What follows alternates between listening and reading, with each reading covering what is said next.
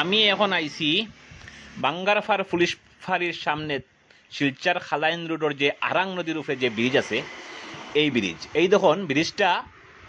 আজকে প্রায় 2 বছর তাকে পিডব্লিউডি ব্রিজ ক্লোজ করে রাখছে টোটাল বন্ধ সাইটে দিয়া ছোটো গাড়িও যখন স্কুলের ব্যান যার সাইটে দিয়া যার ওই তখন বাইক কষ্ট করে যার আজকে 2 বছর তাকিন এইরকম পরিত্যক্ত হিসাবে এই ব্রিজটা পড়িয়া আছে কিন্তু আমরা সরকার বাহাদুর তাকে লইয়া আম জনতা টোটালি এই ব্রিজের লাগি কোনোদিনও কোনো আন্দোলন করা হয়েছে না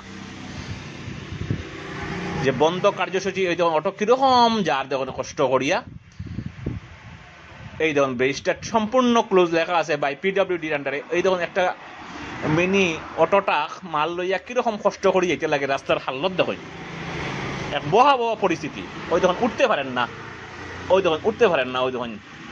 এই পরিস্থিতি এদিকে আবার নদী ওই দেখুন এদিকে নদী গাড়ি কোন সময় ফাল্টি যে মারবো এখন আইসি শিববাড়ি জল নামিয়া গেছে গিয়া কিন্তু শিববাড়িতে এখনও খালি জল অনলি ফর ছোটো গাড়ি প্রাইভেট গাড়িগুলা যার কিন্তু কোনো ধরনের যানবাহন আজকে ফাটক বাজার থাকি আলু পেঁয়াজ ডাল তেল আমরা যারা দৈনন্দিন জিনিস লইয়া গাড়ি আইতে পারেন না একটা মাঝারি ম্যাজিক লোড গাড়িও আইতে পারেন না আমি আপনারা দেখো যে ওরকম বন্ধ রইতাম নি আমরা না আমরা খুলিয়া দিতাম না আমরা আন্দোলন করতাম আমরা কোন দিকে যেতাম আমরা যে একবারে দিকে তাকে বন্ধ হয়ে রাখছইন আমরা